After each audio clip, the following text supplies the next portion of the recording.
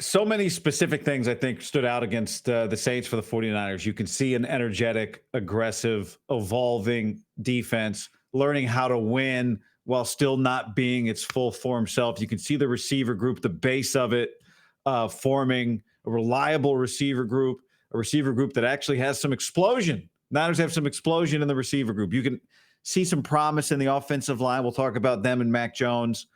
You can see the advantage of their schedule. The Saints looked exactly the way you hoped they'd look when the schedule, you go, okay, the schedule, easy. People don't like the word easy, but there's some advantages to it. And today was the perfect example. You saw a team that won the same way in week 2, did some more good things, I think, on offense than in week 1, but you saw that they won the same way in week 2 they won in week 1, which is good. It tells you that they understand they can play that style. They can find ways to win. It helps when the defense ends 2 games with forced fumbles on the quarterback. That's incredible. But it's a continuation of last week. You lose last week painfully. Maybe you lose this week painfully. Instead, you win last week gritty, and then you win week 2 gritty. And you saw my buddy, who is one of the best football analysts on earth, is my analyst on college football for Big Ten Network, Yogi Roth. He loves to say he's worked with quarterbacks for 25 years as part of the Elite 11 camps. He uses a phrase, PACE, P-A-C-E, or an acronym, plays after critical errors. It applies to all of us in life. It's not just a quarterback thing. It applies to Eddie Pinheiro today. You get signed, you miss your opening PAT, plays after critical errors. Not only did he make everything after that, but he kicked it straight. But the special teams late, not the kicker, but the punter, Thomas Morstead, Kyle Shanahan. You know it was good because Kyle Shanahan acknowledged him before the clock hit 0. So he's like, nice job. So that's the equivalent of a big hug from Kyle. Nice job, Thomas. And he was huge. Late in the game, the Niners offense couldn't put together game-ending drives. But Thomas Morstead made it really hard, really, really hard. So I want to get through some of that. Before, just a reminder, we are this week especially brought to you by Puesto, because Puesto is the place to be. The Niners are home for the first time this year, and Puesto wants you. I want you to go see Puesto at Levi Stadium. They got 2 locations in Levi Stadium, in addition to their restaurants in Santa Clara and Concord, Southern California, Orange County, La Jolla. Puesto Mexicano Moderno. You're going to go to the stadium. You're going to want the Baja fried fish taco or the crispy shrimp taco with the tamarindo sauce, the barbecue, the sweet and sour. You're going to want the margarita. It's so fresh.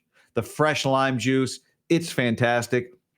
You want that crispy melted cheese wrapped around your taco choice. I love it. I tell you about it all the time. The lobster, the short rib quesadilla is my personal favorite, the filet mignon, on and on and on and on.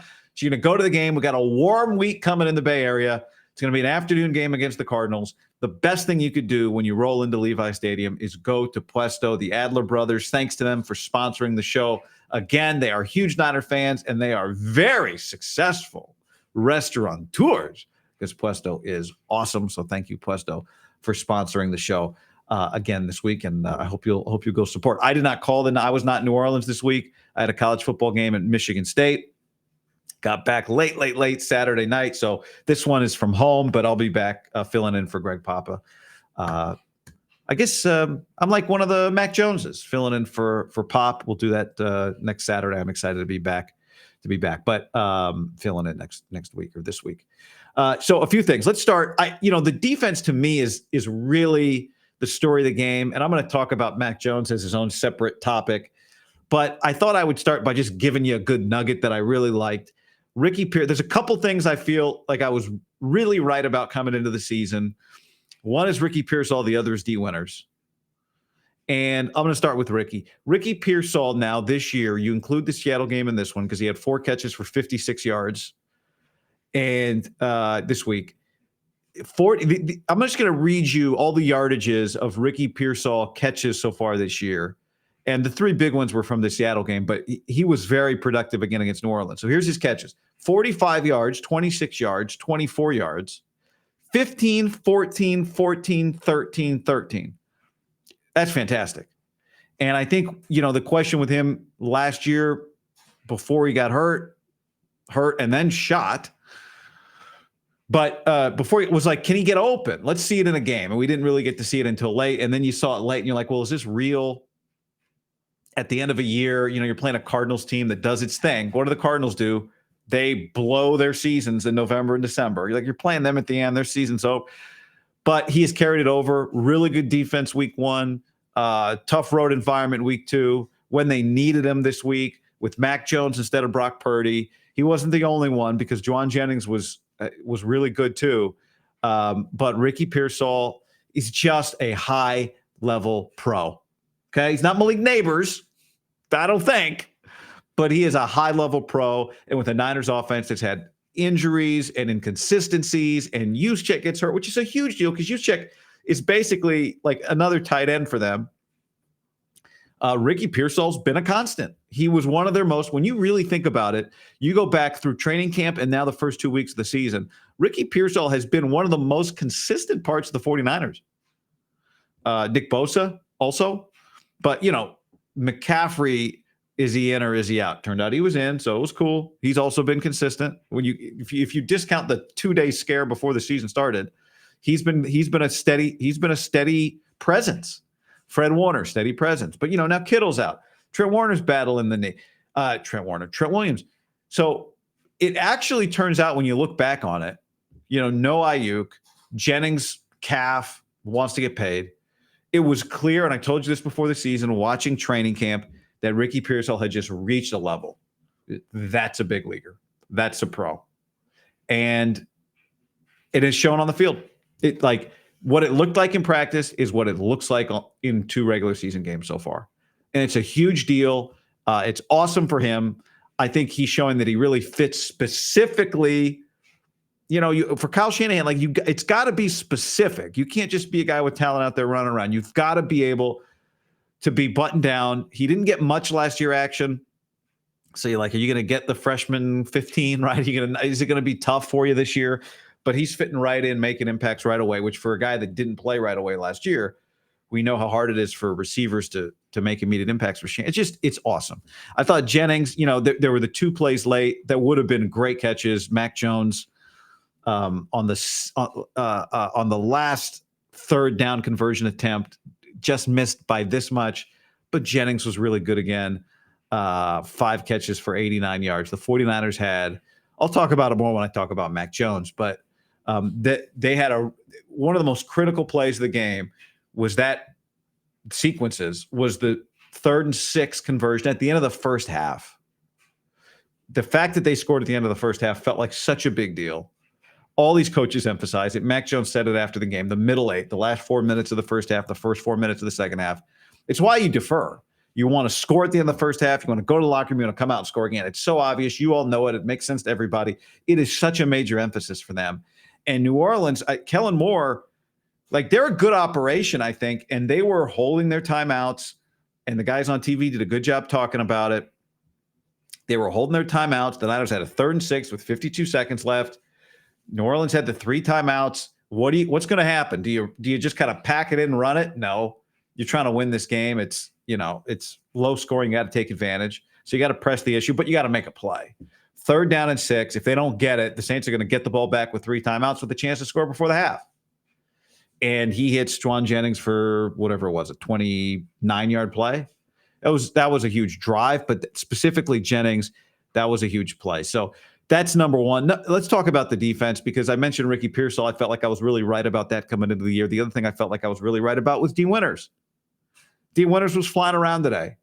And, just like with Dre Greenlaw, he's not Dre Greenlaw yet, but just like with Dre Greenlaw, you know what? If you're going to make a bunch of plays and it also means you're going to hit a guy late, I don't like it. You don't want it. We'll try and coach that out, but also so be it. If that's the price you got to pay for a guy that's going to play like that, then you don't want 15-yarders every game, because, instead of a 2nd and 8 at their own 37-yard line, New Orleans suddenly got the ball at the plus 48, but he was really good. And it's not a surprise if you watched him in the preseason or in training camp or just didn't watch anything but heard me talk about it. I thought he was kind of a forgotten storyline coming into the year, because the young guys were such, understandably, Siegel's going to start and Upton Stout's going to start. And, the young guys were such big stories, but D. Winters was getting lost in the storyline shuffle.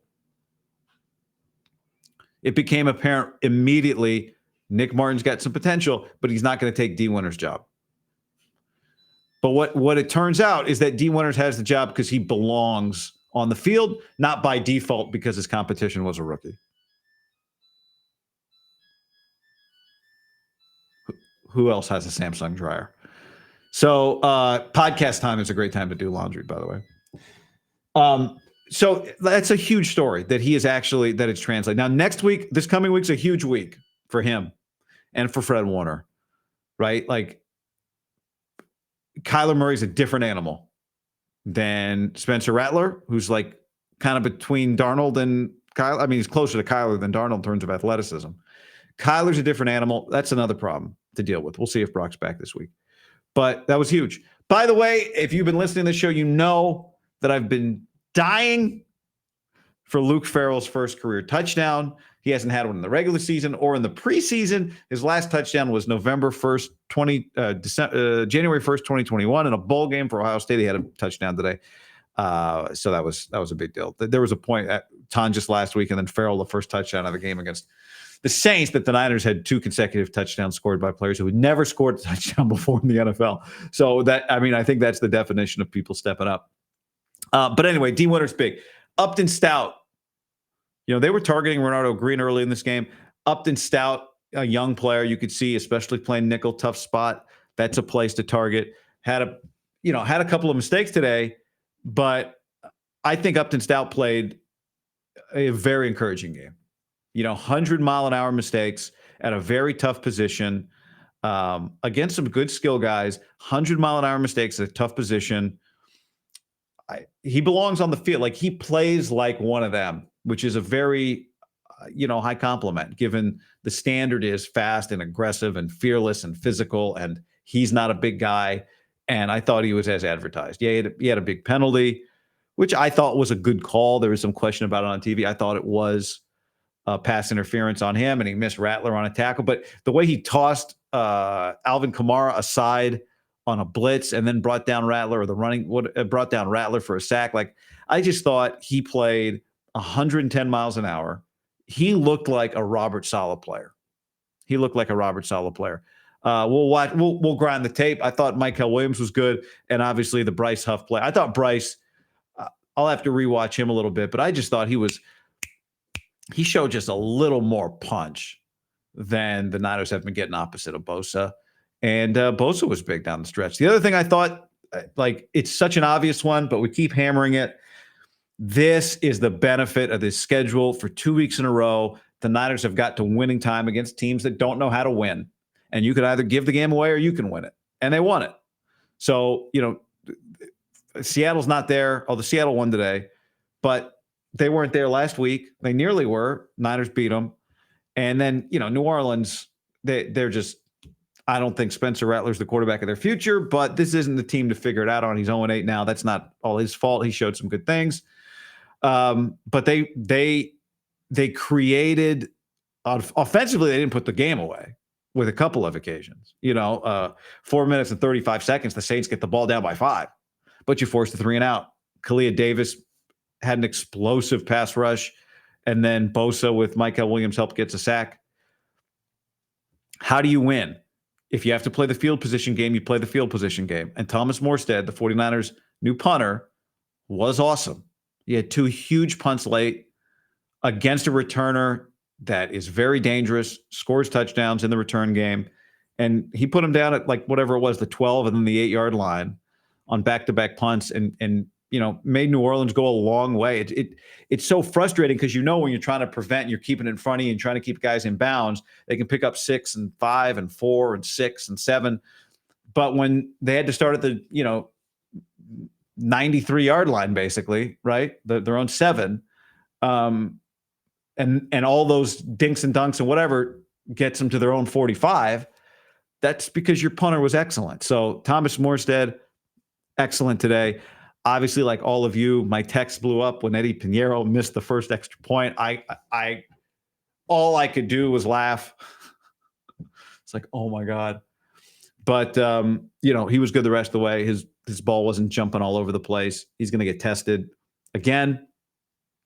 I did think that was interesting. One thing I'll tell you in advance of the Seahawks of the Cardinal game coming up this week. And let me pull this up because I was doing this a little work on the plane on Saturday night, flying back from Detroit. But their kicker, do you know who the Cardinals kicker is? The Cardinals kicker is Chad Ryland. Okay, Chad Ryland was drafted 13 spots after Jake Moody by the Patriots. We in our bubble talk about Jake Moody getting drafted in the third round in 2023. Well, that was the end of the third round. The beginning of the fourth round was Chad Ryland, who was the other big-time punter. He was out of Maryland, or the other big-time kicker. He lasted 1 year in New England. Former Niners kicker, by the way, right? Joey Sly took his job last year. He goes to the Cardinals. So his first year in New England, he's a 64% field goal kicker. Last year in Arizona, he goes from 64% to 88% with more kicks. So, Kyle always references Graham Gano. He wanted to get rid of him when he was with his dad in Washington. And then it turned out that Graham Gano was a good player, but they had to get rid of him. So I don't know. It's just an interesting side note. Like Chad Ryland, New England got rid of him right away after 1 year, and he went on to have a really good year last year for Arizona. So we'll see him this week for the Cardinals. But still looking back at this game, I thought the offensive line, all things considered, I thought it was pretty good, especially after Ben Bartch gets hurt early and Connor Colby gets pressed into action, another rookie. There were some plays in the backfield, but I didn't think it was all on the offensive line. Couple of sacks. One was a sack early. One was that fumble. Both of those plays, we're talking, it was like on my stopwatch about 3.6 seconds and 3.9 seconds time to throw for Mac Jones, which is extremely slow. I thought Mac was really good talking about it after the game. But 3.6 and 3.9 is really slow. That's not what he wants to be. That's not what anybody really wants to be. It's not what their offense is created to be. And it's not what Mac's been. When you look at Mac's career, every year he's hit his average just about of 2.6 seconds time to throw. So we're talking about a couple of plays in the backfield on him where he was a second and 3.3 worse than his average. So I didn't think those were issues with, maybe you give the coverage credit, but I didn't think those were issues with the offensive line. And I think they'll get better. They'll continue to get better. This is the schedule you play. It's a team that drops the ball. It's a team that has bad throws. It's a team that misses opportunities on their opening drive. It was a microcosm of what a team that's building is. Spencer Rattler misses Chris Olave in the end zone for a touchdown. Then he misses Olave on a third down, throws it behind him. Then they miss the field goal. Then the Saints come back out on their second possession, and Juwan Johnson has a drop. And then he tries to layer a ball instead of checking it down to Kamara, and Jair Brown breaks it up. So that's who you're playing this year. Not every week, but that's why their schedule is so important. People are like, well, their schedule is not really that different than X, Y. Well, a couple of them are different, and it matters. Your fourth place game matters, first of all. Here's the other thing. I look at it like, can you go win 10 games? Take care of your own business, get to 10? Can this team do that? It feels like really this week now, if they can beat Arizona, given how difficult Kyler's been, and that this game is not in November or December when the Cardinals completely go in the tank. And as I'm doing this, they're dominating Carolina right now. But a home opener, if you can win that game, it's like, whoa, now you're really, I don't want to say house money because he's just such a long way to go. 3-0 doesn't guarantee anything, but you feel like you're in great shape. And, I think Mac Jones will be better this week. There was some rust to shake off. So all in all, this is what the schedule looks like. These are the quarterbacks you play. And week 1 was a great example of why it matters, because Brock Purdy's better than Sam Darnold. And week 2 was another example of why it matters, because Mac Jones is better than Spencer Rattler. And that mattered. And a bunch of other things mattered too. Like you've got your defense. Fred Warner, I don't know if I agree with this. Be curious Fred Warner said after the game, that 26 points. If our offense can get us 26 points, we're going to win a lot of games. I'm paraphrasing. And, I think it might be true because I think this defense is good. But it's like right on the line, like 26 against teams like the Saints guarantees you wins. If you go back to Thursday and then look at just the other morning games that were played at the same time as the Niners on Sunday, there were 10 games. That's 10 games. 26 points would have only won the game the Niners played. 26 points would have lost the other 9 games. Like 26 points would not have been enough to beat any of the other 9 teams that won either Thursday night or the morning games on Sunday. So I think it's right on the line. You play a team like the Saints, you go, if you told me before the game 26, I would have said, yeah, I would have thought for sure that was enough. I think the number's probably closer to 30 or 31. And doesn't sound like a big difference, but it's a big difference. Even 28, 29, 26 to me is like right on the line, and a lot, but that's not going to be enough a lot of weeks. But we're about to put that thing to the test. But all in all, like a better version against a worse team of last week's game. So 2-0. Great win.